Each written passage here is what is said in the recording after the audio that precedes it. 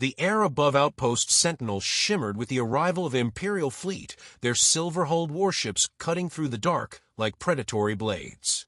The colony's automated defenses tracked them, but did nothing else. No alarm blared. No countermeasures launched. The Empire had ensured it would be this way. Their message had been clear: surrender or be erased. Captain James Jim Walker stood at the reinforced viewport of the command bunker, arms crossed, watching the Imperial fleet arrange itself into a precise blockade. Behind him, a handful of men, America's last line of defense on this remote world, stood in silence, waiting. Not one of them looked afraid. "They're taking their time," Sergeant Marcus Grizz Grayson muttered, shifting his weight. The heavy weapons specialist's frame was as broad as a bear's, his knuckles scarred from a lifetime of fights. "Arrogance or incompetence?" "Arrogance," Lieutenant Victor Vic Hayes answered without looking up from his data pad. "They don't see us as a threat." "They should." Corporal Daniel Danny Ruiz checked his rifle's chamber, his movements smooth and deliberate. He was younger than the others, but had proven himself more than once. Jim turned from the viewport, taking them all in. 5 men. That was all that remained of the American garrison. 5 men against an empire. The Galactic Imperials had already broadcast their victory. Humanity, a fledgling presence in the wider galaxy, had been declared an irrelevant nuisance. The Empire considered their energy-based weaponry to be the pinnacle of warfare. Kinetic arms, bullets, shells, explosives were deemed laughably outdated. The message had been simple: submit and integrate, or be crushed. Jim had no intention of submitting. The comms terminal crackled. An Imperial officer's voice, smooth and laced with condescension, filled the bunker. "Humans of Outpost Sentinel, I am Commander Vale of the Imperial Starborn Legions. Your colony, your defenses, your resistance, all are meaningless. The Galactic Empire offers you the chance to surrender. Kneel, and your lives will be spared." Static hummed for a moment before the officer added, almost as an afterthought, "We will overlook your primitive weapons." Vic exhaled a quiet laugh, shaking his head. "They have no idea what they're walking into." Jim keyed the terminal. "Commander Vale," he said, his voice even measured, "you should have led with surrender or die.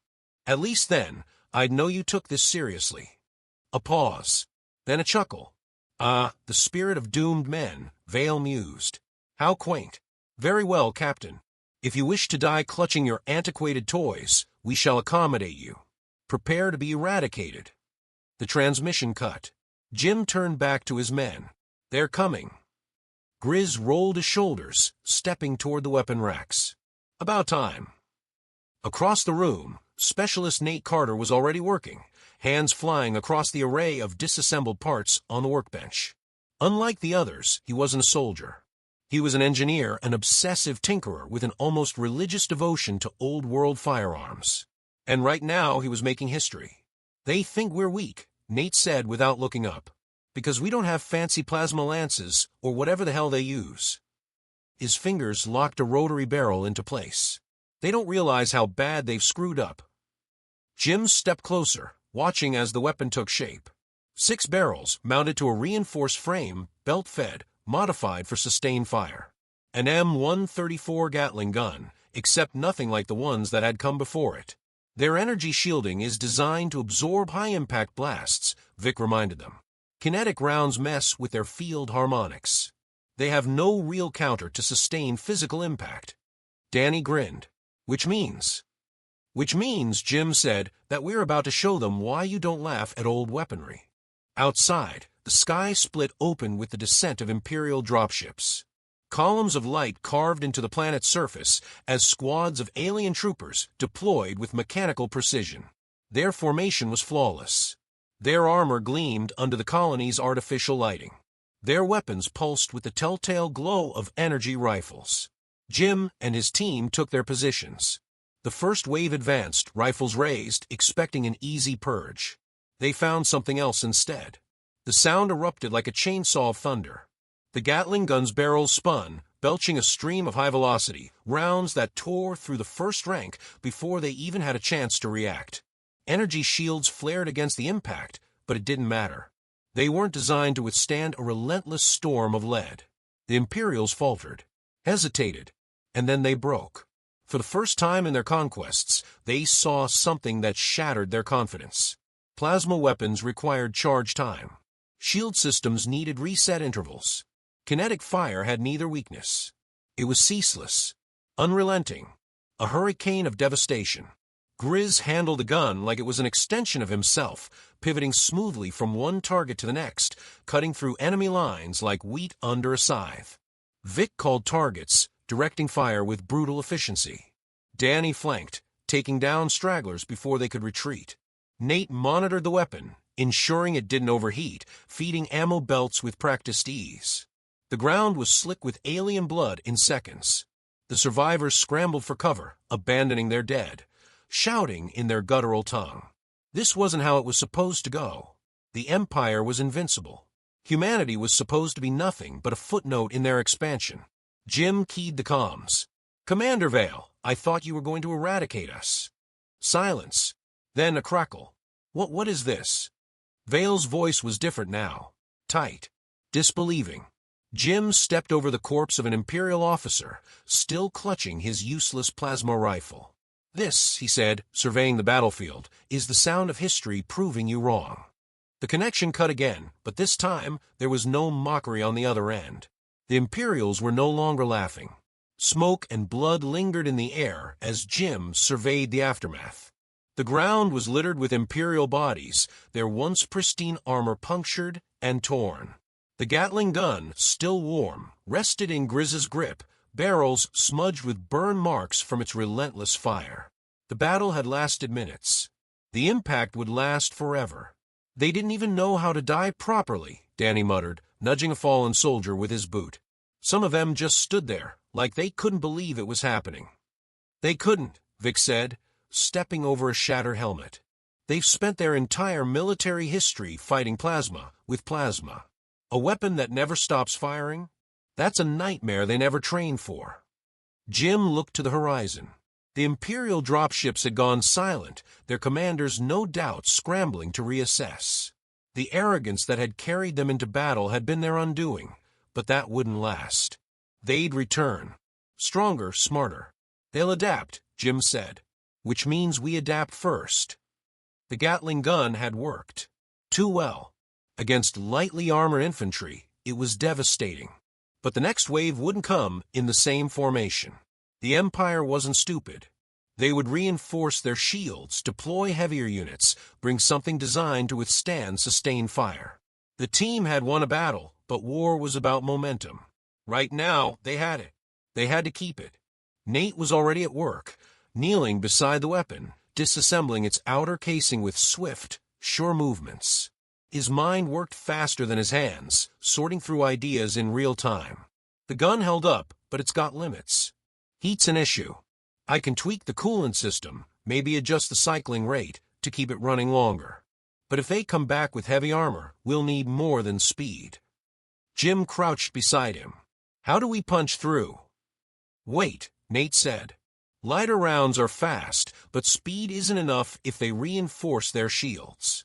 We need density. Depleted uranium, tungsten core. Something that hits so hard it doesn't care what's in the way." Grizz rubbed his jaw. "We got that kind of ammo." "Not here," Nate admitted, "but the Imperials do." Jim's eyes flicked to the wreckage of the enemy transport, its storage compartments barely touched. Plasma weapons weren't the only thing the Empire relied on. They had munitions for planetary bombardment, for breaking through reinforced bunkers. If the team could salvage enough, repurpose it for the Gatling gun, they wouldn't just be keeping up, they'd be ahead. "Vic, Danny," Jim ordered. "See what we can use. Strip everything that isn't bolted down." The two men moved without hesitation, stepping over bodies, cracking open supply crates. Within minutes, Vic let out a low whistle. Jackpot. Inside the case, stacked in precise rows, were armor-piercing slugs. Meant for planetary siege cannons, designed to rip through fortifications like paper. The rounds were nearly half the size of Jim's arm, too big for a standard rifle, but that wasn't the problem. The problem was volume. "We can modify the feed system," Nate said, already thinking ahead. "Reinforce the barrels to handle the kick. It won't be clean, but it'll work." Jim nodded. Make it happen. The hours that followed were spent in frantic reconstruction. The gun had to be stripped, recalibrated, reinforced. The ammo belt had to be restructured, new firing mechanisms installed to handle the sheer force of each round. Sweat slicked their faces, hands blackened with grease and cordite. There was no room for error. The next fight would decide everything. As they worked, the bunker scanners flickered to life. Vic checked the screen, his expression hardening. They're coming. Jim moved beside him. The new wave was larger, heavier. The Empire had learned. This time their troops were flanked by walkers, bipedal tanks, armor thick enough to shrug off standard rounds. Shielding signatures were stronger, overlapping fields of energy designed to deflect anything below a certain velocity. They think they've accounted for us, Jim said. They haven't, Nate replied, locking the last component into place. He stood, wiping his hands, and patted the modified Gatling gun like an old friend. They don't even know what's about to hit them. Jim slung his rifle over his shoulder and took his place alongside his men. The battle wasn't over. It had just begun. The Imperial walkers moved with mechanical precision, their armored legs crushing debris beneath them as they advanced. Their weapons, massive plasma cannons mounted on reinforced chassis, hummed with charged energy. Behind them, fresh squads of infantry fanned out, no longer in careless formations, but in staggered, calculated lines. The first assault had been arrogance. This was strategy. Jim stood with his men, scanning the enemy approach. The battlefield had changed. The Imperials no longer underestimated them. That was fine. Underestimation had never been the real advantage. Adaptation was. Grizz crouched beside the modified Gatling gun, running a final check on the reinforced barrels. Hope these bastards like surprises. They won't, Nate said, securing the last of the repurposed Imperial munitions. They're betting on shields and armor. Neither's gonna matter. Jim could already see the difference in the enemy's confidence. The walkers led the charge, energy barriers shimmering around them, absorbing the distant bursts of conventional rifle fire. Their foot soldiers moved with rigid discipline, covering each other's angles, advancing without hesitation. The Imperials believed they had corrected their mistake. They thought human weapons were obsolete again. Jim gave them 5 seconds before proving them wrong. Grizz opened fire. The Gatling gun roared to life, but this time it wasn't just a wall of lead.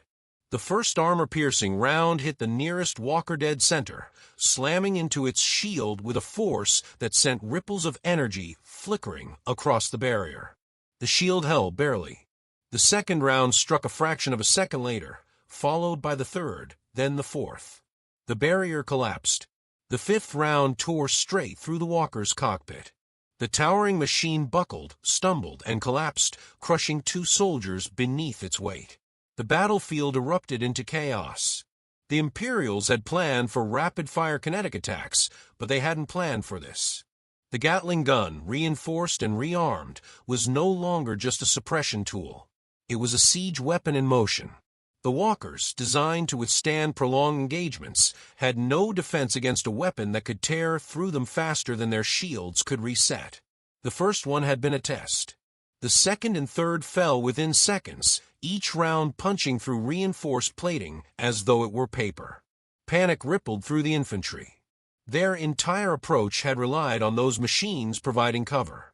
Without them, they were exposed. They tried to regroup, but Jim's team didn't give them the chance. Vic and Danny moved through the wreckage like specters, cutting down stragglers with surgical precision. Nate fed the gun's belt without pause, keeping the firestorm relentless. Jim directed their movements with cold efficiency, calling shots, shifting positions, never allowing the enemy to recover. For the first time, the Imperials hesitated. Then they broke. Some retreated, abandoning the battlefield entirely, scrambling for the safety of their dropships. Others fired wildly, their discipline crumbling under the sheer brutality of the counterattack. Jim keyed the comms. "Commander Vale," he said, voice calm, "you're losing men fast. Want to reconsider that surrender?" Static stretched for a long moment before the reply came, clipped and seething. You think this is over? I think you're out of time, Jim said. Your forces are scattering. Your walkers are burning. The next move is yours, but you already know how it ends.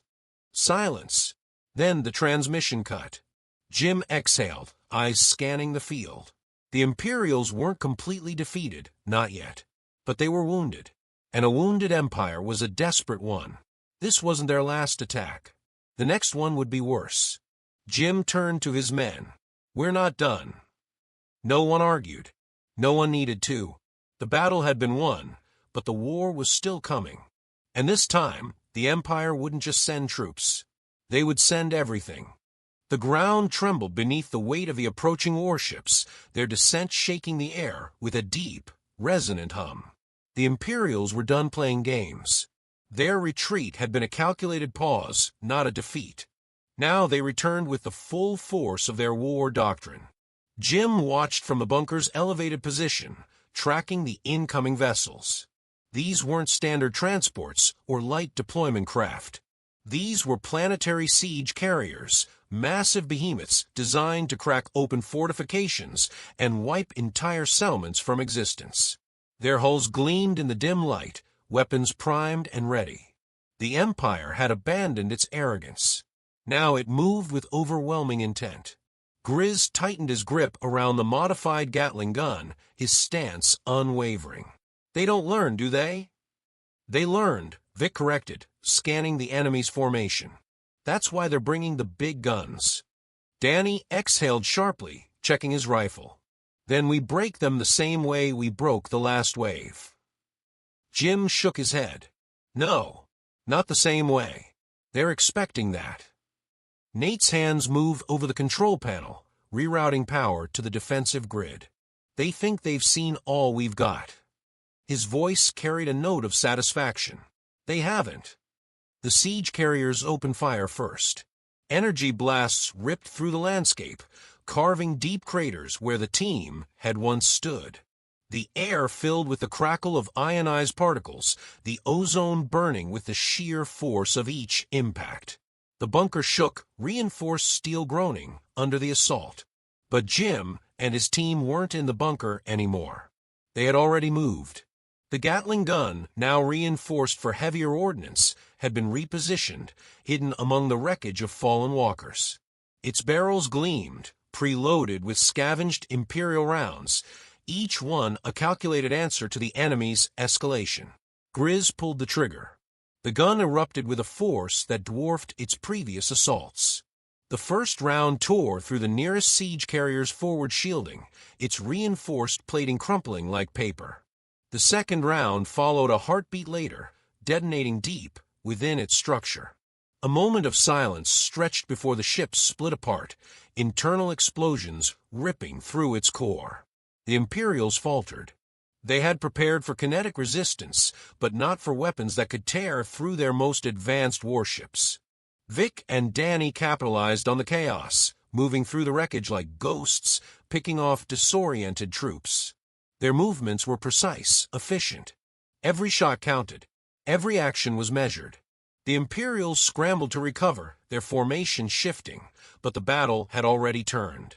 The siege carriers, once symbols of unshakable dominance, now burned across the battlefield.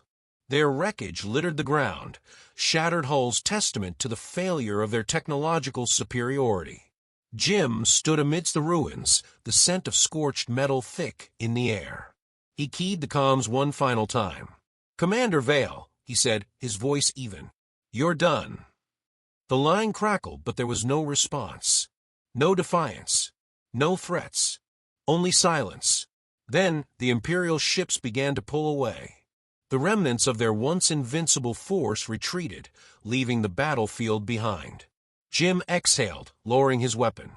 It was over. For now.